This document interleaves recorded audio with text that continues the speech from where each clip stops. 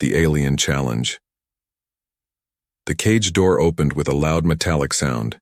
Inside, the human sat on the cold floor, his hands resting calmly on his knees. His name was Daniel, and he had been captured 3 days ago. Bruises covered his arms, but his eyes still held fire. Outside the cage, a group of aliens watched with amusement. They belonged to the Threxian species, tall, proud, and known for their strength in battle. Among them stood Zereth, daughter of the war chief and the most feared warrior among her people. Zereth stepped forward, her silver armor shining under the twin suns. Her violet eyes locked onto Daniel's calm expression. She tilted her head, curious and annoyed. "You don't look so dangerous," she said. "Why does everyone speak of humans like they're beasts?" Daniel said nothing. He just stared. At her, Zereth grinned. She liked games and she loved breaking strong ones. "You've been quiet too long, human. Let's see what you're hiding." She opened the cage herself, ignoring the warnings of her guards. "Zereth, don't go inside. He might be planning something," one alien whispered, but she waved them off. "He's just a man." The others laughed. Zereth entered the cage, standing tall above Daniel. She walked in slow circles around him. He didn't move. Her boots echoed on the metal floor. "Are all humans this boring, or just you?" She poked his shoulder. Still no response. "Speak or I'll make you," she said, bending closer. Daniel finally spoke, his voice low but steady. "You don't want to make me." Zereth's smile widened. "Oh? Is that a threat?" She leaned in and touched his face, brushing his jaw with her fingers. "I thought humans were soft," she said. "I guess you do have a little steel." Daniel didn't blink. Then she grabbed his hair and lifted his face toward hers. "Come, and show me what makes you special," she whispered. But Daniel didn't flinch. Zereth was used to fear. She was used to screams. But this man gave her nothing, just a calm, cold stare. It made her feel strange. "You think you're above me?" she hissed. She shoved him back, expecting him to fall. But he caught himself easily, still quiet, still calm. The crowd outside laughed and shouted insults. "Make him beg. He's just a weak animal." Zereth was getting frustrated now. She didn't like being ignored. She didn't like feeling confused. So she decided to humiliate him. She pointed to the ground. "Kneel." Daniel raised an eyebrow. "Why?" he asked. "Because I said so." "Then make me." There was silence. Zereth's smile disappeared.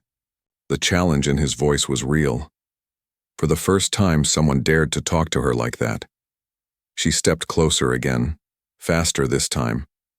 Her hand moved to force him down, but suddenly, he caught her wrist. Not with anger, not with fear, just pure control. And then, he bit her. His teeth sank just deep enough into her wrist to leave a mark, not to injure, but to dominate. Zereth gasped and jumped back, clutching her arm. Her people shouted in shock. "He bit her! Is he crazy?" Zereth stared at Daniel. Her heart was pounding, not from pain, from something else, something she didn't understand. She had never been touched like that, never been challenged like that, never been marked. Daniel stood up slowly. He was shorter than her, thinner, weaker by alien standards. But at that moment, everyone saw something else, power, real power. He didn't run. He didn't cower. He simply stared at her and said, "Don't poke the beast unless you're ready to be bitten." Zereth said nothing. Her eyes were locked on his, and deep inside, something ancient, something primal, awakened. Zereth sat, alone in the training hall that night, her wrist still aching from the bite. The mark was small, but it burned like fire. Not because of pain, but because of what it meant. No one had ever dared to touch her. No one had ever stood against her. But that human, Daniel, had done it without fear. She looked at her reflection in the polished blade of her sword. She wasn't afraid of him. Of course not. She was a Threxian warrior, daughter of the war chief. But something about Daniel made her feel unsettled. He's only a human, she muttered to herself. Just a human. But deep inside, she wasn't sure anymore. The next morning, the tribe gathered in the arena. The elders wanted to test the human. Some thought he was dangerous. Others wanted him killed. But Zareth? She wanted answers. She stood at the center of the circle as the gates opened again. Daniel stepped into the arena, his hands unchained. 2 guards walked behind him, but he didn't need force. He walked on his own, head held high. His eyes found Zareth immediately. Calm, cold, controlled. The crowd whispered. That's the one who bit her. She should have killed him on the spot. Zareth ignored them. She raised a hand and the noise stopped. You bit me, she said. Daniel gave a small nod. You asked for it. The crowd gasped again. Zareth felt heat in her chest, but she wasn't angry. Not fully. Not anymore. Today, she said loudly, you will prove your strength. 1 trial. No weapons. No tricks. Daniel's voice didn't rise. And if I refuse? Zareth's tone turned sharp. Then you die. He smirked. That's what I thought. The ground shook as the arena gates opened again. From the dark tunnel, a beast stepped out. 12 feet tall, armored skin, claws like knives. It roared, shaking the walls. The tribe cheered. Daniel didn't flinch. Zareth shouted from the side. Defeat the beast, and you walk free. The beast lunged. Daniel ran, not away but toward the creature. He dove under its claws, rolled and grabbed a sharp stone from the ground. He jabbed it into the beast's eye. The monster roared in pain and swiped wildly. The crowd stood on their feet. Daniel ducked again, climbed the beast's back, and slammed the rock again and again into the beast's skull until it collapsed. Silence. Then the arena erupted in noise. He killed it. He's not just strong, he's smart. Zareth couldn't believe her eyes. The human was breathing hard, covered in blood, but still standing. She had seen elite warriors fall to that beast, but he made it look like instinct. Later that evening, Zareth found him sitting by the fire near the slave tents. He was washing blood from his arms with a cloth. She approached slowly. Why didn't you run? She asked. Daniel didn't look at her. Running solves nothing. You should have died. Maybe, but you would have lost something rare. Zareth frowned. And what's that? He finally looked up. Someone who doesn't fear you. That struck deep. Her whole life, people had bowed, begged, and obeyed. Even the strongest warriors avoided her temper. But Daniel? He didn't care who she was. You crossed the line when you touched me, he said quietly. Respect is earned, not forced. Zareth sat down beside him, something she had never done with any prisoner. You think I don't deserve respect? I think you rely too much on fear. She didn't argue, because he was right. She watched the flames for a moment, then asked, Why did you bite me? Daniel smiled slightly.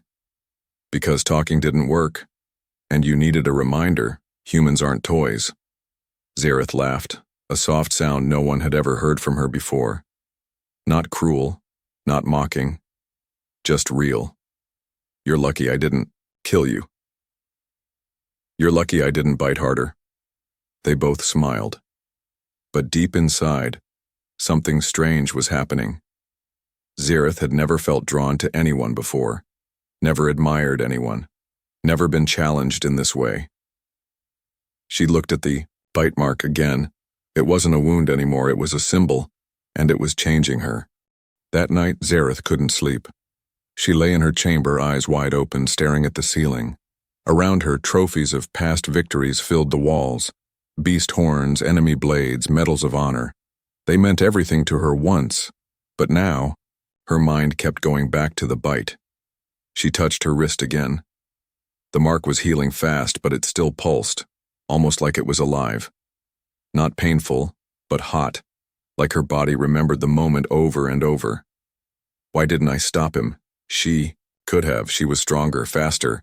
She could have broken his jaw with one punch, but she didn't, and she still couldn't understand why. Far across the camp, Daniel was locked back in his cage, but he didn't sleep either. He sat quietly, staring at the stars through the bars above. For the first time since his capture, he didn't feel like a prisoner. Something had shifted.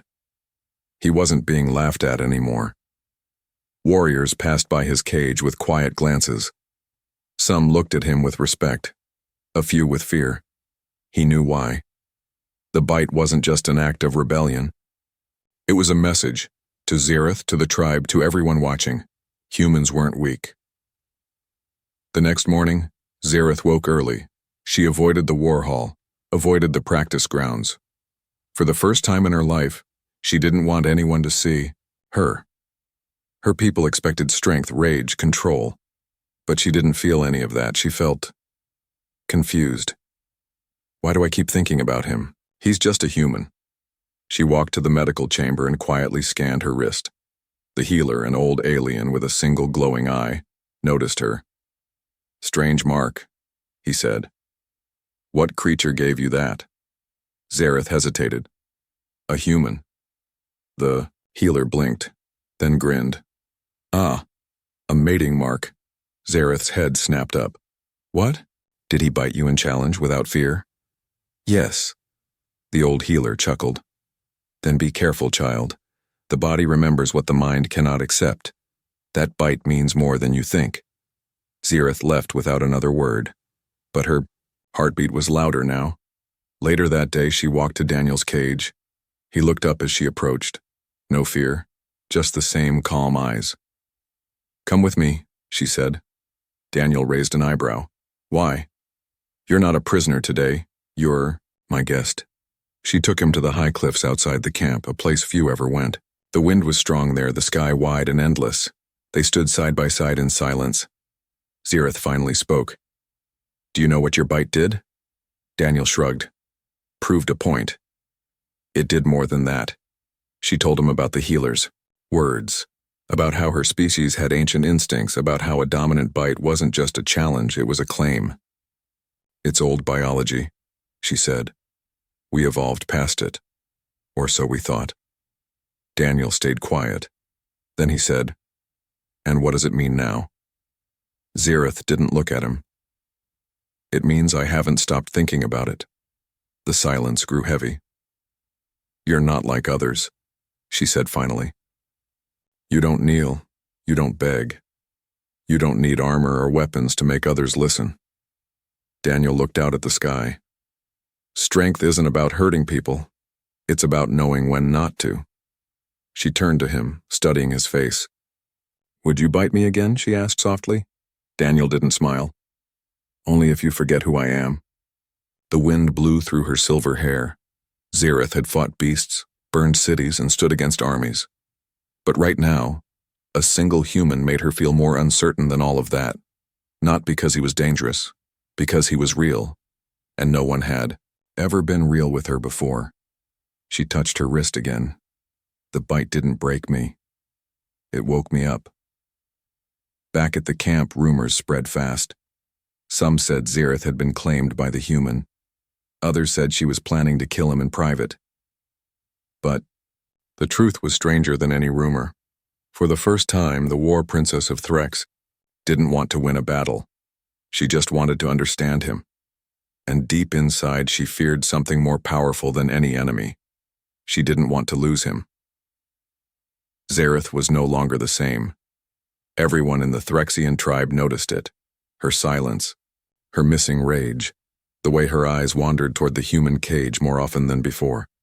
She no longer shouted during training. She didn't challenge warriors to spar. She skipped council meetings. Her fire had cooled, but not died. It had changed, and the mark on her wrist hadn't faded. Inside his cage, Daniel sat as always, calm, quiet, unmoved by the chaos outside. But his eyes always noticed. He saw the way other warriors now avoided looking him in the eye. He saw how the guards became gentler. And he noticed something else. Zereth was watching him, not like before. No more arrogance or mocking smirks. Now it was something deeper, curious, conflicted. She came to him without her armor one morning. No sword, no guards, just her. "Walk. With me," she said. Daniel stood slowly. "You trust me now?" She didn't answer directly. "Just walk." They walked past the village, across the red sand hills, where the wind whispered and no one could hear them. Zereth finally spoke. "They think I'm weak." Daniel raised an eyebrow. "Because of me?" She nodded slowly. "They say I've been claimed." Daniel chuckled. "And what do you say?" Zereth looked at the horizon. "I don't know anymore." Back at the camp, whispers grew louder. The war priestess spoke to the elders. "She has lost her focus. The human has clouded her mind," the council argued. Some wanted Daniel executed. Others wanted him studied, maybe even used as a weapon. But one thing was clear. The tribe didn't like change, and Zereth was changing fast. That night she returned to Daniel's cage again, but this time she brought food. Not the dry rations prisoners got. Real food, spiced meat, sweet fruits, tribal wine. Daniel looked at the tray, then at her. "I'm not a pet." Zereth sat across from him on the sand. "And I'm not feeding. You like one?" She didn't speak for a while, just watched him eat. Finally she asked, "Do all humans act like you?" Daniel shook his head. "No. Most aren't brought to alien war camps and bitten by princesses." Zereth smirked. "That's fair." Then her face turned serious. "You really weren't afraid, were you?" Daniel looked into her eyes. "I've faced worse than you." Zereth's heart beat faster. "What's worse than me?" "Being truly alone." The words hit her harder than she expected. She had hundreds of warriors, a powerful father, a respected name, but she felt more alone than Daniel ever looked. Later, that evening, Zereth walked through the camp, but her head was somewhere else. The warriors stared. Some bowed their heads, others glared. Her closest friend, Rocca, stopped her. "Zereth, you're slipping. The council is watching you." "Let them. You brought food to a prisoner. You sit with him. You defend him. What's happening to you?" Zereth didn't answer. Rocca stepped closer. "Did he poison your mind?" Zereth looked at her, firm and cold now. "No, he woke it up." The next day, Daniel was moved out of the cage, not to freedom, but to a guest tent. No chains, no bars. It shocked everyone. Zereth declared it herself before the council. "If you think I am weak, challenge me. If not, stay out of my way." No one stood up, but the tension was heavy. Later that night, Daniel sat outside his new tent, staring at the stars again. Zereth joined him. She didn't say anything for a long time. Then finally, she whispered, "The bite. It didn't just mark me. It changed something inside me. I can't explain it, but I feel different. I don't want to fight every day. I don't want to rule with fear." Daniel looked at her. "Then don't. It's not that simple." "It is," he said quietly, "but it takes courage." Zereth turned to face him. "I've won 100 battles. Then try winning without your sword." The wind blew gently. The camp was silent, but their hearts weren't. Zereth closed her eyes, still feeling the warmth of that old mark on her wrist. She was the strongest warrior of her tribe. But tonight, beside this human, she felt safe. And that was the strangest reaction of all. Zereth used to walk like thunder, loud, fierce, impossible to ignore. But now her steps were softer. Her eyes, once full of fire, often stared into the distance. And most strange of all, she smiled, not cruelly, not for show, just small, quiet smiles, and when she thought no one was looking, but people were looking, and they noticed. Inside the tribal training ground, Rocca sparred with 2 young warriors. But her eyes kept drifting toward Zereth, who stood at the edge, not joining the fight. It was unheard of. Zareth never missed a sparring match. Raka finally walked over and whispered, "You didn't train today." Zareth replied, "I wasn't in the mood." Raka raised an eyebrow. "Since when does mood control you?" Zareth stayed silent. By the evening meal, more whispers began. "She hasn't challenged anyone in days. She eats alone now, or worse, she eats near the human. Has she lost her edge?" Even the war chief, Zareth's father, noticed. His sharp eyes watched her from across the fire pit, saying nothing, but his jaw was tight. That night, Daniel sat by the flame outside his tent, slowly fixing a small wooden carving with a sharp rock. He didn't look up when Zareth approached. "What are you making?" she asked. "A bird," Daniel replied. "It doesn't look like one." Daniel smiled. "It will." She sat down beside him. "They're talking about us." Daniel shrugged. "They've been talking since I bit you." Zareth looked down at her wrist. She still touched it sometimes without realizing. "You started something I can't stop," she said quietly. "Good," Daniel replied. "Stopping isn't strength, but neither is losing control."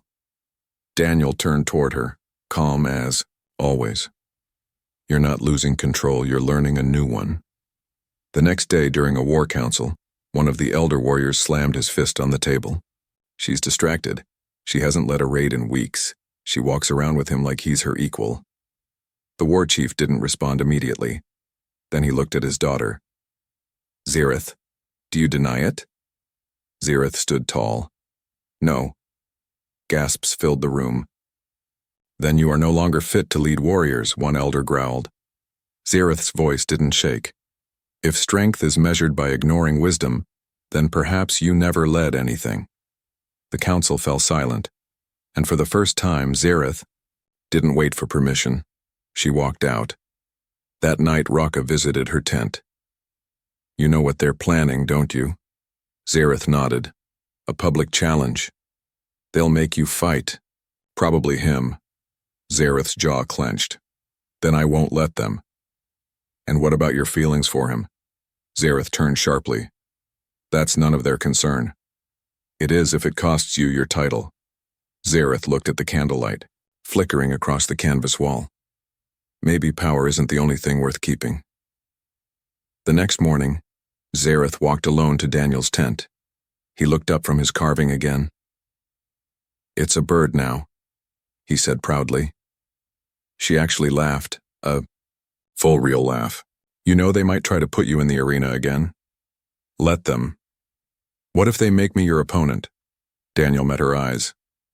"Then don't hold back." "And if I lose?" Daniel looked back down at the carving. "Then maybe you win something else." Her heart skipped a beat. Back at the center of the camp, a fire was lit high in the sky, the signal for a coming trial. The elders had made their move, a test of loyalty, a test of power, and everyone knew this wasn't about Daniel anymore. This was about Zareth's heart, and she could no longer hide it. The fire of trial burned tall in the center of the Threxian camp. War drums echoed across the valley. Warriors gathered in a wide circle. Elders stood behind the fire. The tribe waited, hungry for spectacle. Something was coming. Everyone could feel it. At the heart of the crowd stood Zareth, her armor shining under the moons. Her face was calm, but inside a storm raged. She already knew what this was. Not justice, not honor. It was a trap. And at the center of that trap was Daniel. He arrived quietly, walking alone from his tent. No chains, no guards. He wore no armor, only a simple cloak that moved with the wind. But somehow, he looked taller than anyone in the crowd. The drums stopped. Silence fell. The war chief stepped forward. "The time has come to test the one who shamed our blood. He will face our might and prove if his bite was strength, or just a lucky moment." Daniel didn't speak. He looked across the fire, straight at Zareth. She looked back, and in that glance, something passed between them. Something silent, but unbreakable. The elders pointed to the center. Choose your opponent, Zareth once said coldly, if you still serve this tribe. The message was clear. Fight the human, or be cast out. Zareth stepped forward, heart pounding. Her hand reached for her blade, but then she dropped it. Gasps echoed across the camp. No sword? Someone whispered. She's lost her mind, another said. But Zareth spoke clearly. I will face him bare-handed, just like he did the beast. Let this be fair. Daniel smiled faintly. You sure? He asked. Are you? The two stepped into the circle. For a long moment they just stood, watching each other. Daniel moved first, slowly, calmly. His hands open, his feet steady. Zareth charged. She was fast, strong. Her fists moved like lightning. She aimed a punch to his chest, but Daniel stepped aside, catching her wrist gently, spinning her around, not hitting her, redirecting her. Zareth growled. She attacked again, faster this time. Kicks, sweeps, punches. Daniel blocked each one, never striking back. The crowd grew restless. Why doesn't he fight? Is he afraid? But Zareth knew the truth. He wasn't afraid. He was choosing not to hurt her. That was his strength. She stopped, breathing hard, sweat rolling down her face. Daniel stood across from her, untouched, calm. His chest rose slowly. He looked at her with something deeper than defiance, compassion. You don't want to fight me, he said softly. Zareth's voice cracked. And you don't want to win. I already did, the war chief shouted from the edge. Enough, ended Zareth. She turned toward her father. Her voice didn't shake. I won't hurt him, because he did what none of us could. What are you talking about? He fought without rage. He bit me not with hate but with clarity. He faced monsters, pain and disrespect, and never became like us. The crowd fell silent. Zareth looked at Daniel. He's stronger than any of us, not in body, but in soul. Daniel said nothing. He didn't need to. The war priestess stepped forward now. You broke tradition. You let him change you. Zareth nodded. Yes, he did. Then you are no longer Threxian. Zareth's eyes narrowed. If being Threxian means living without growth, and then maybe I never was. For a moment no one moved. Then something unexpected happened. A small warrior in the crowd stepped forward. Then another. And another.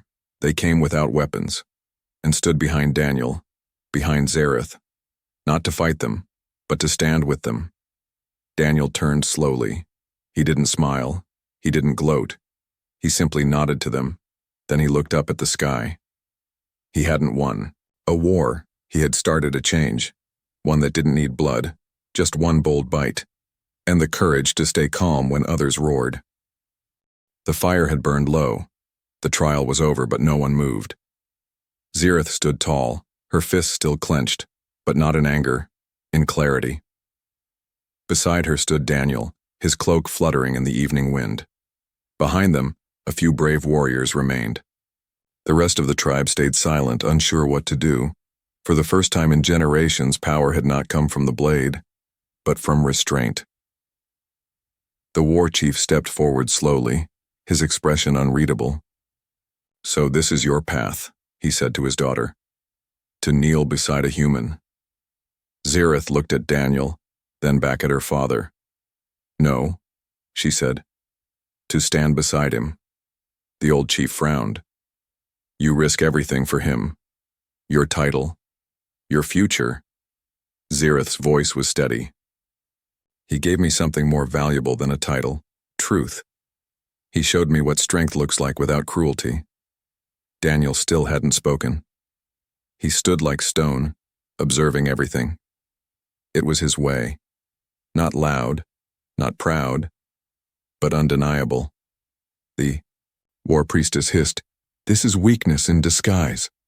Daniel turned toward her, his eyes calm but sharp. If I were weak, I would have fought back. I would have hurt her. I would have become what you expected. He stepped forward. But I didn't. Because I come from a world that teaches something different. And what's that? Someone sneered from the crowd. That dominance isn't about control. It's about understanding.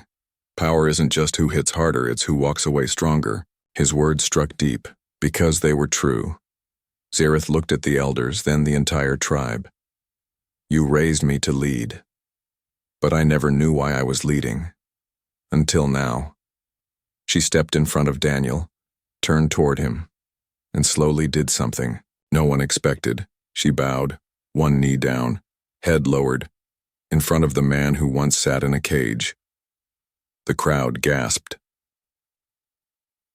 Threxian war princess had never bowed to anyone, especially not a human, but she spoke clearly. You bit me not to break me, but to wake me. And now, I give you my strength willingly. Daniel looked stunned for the first time.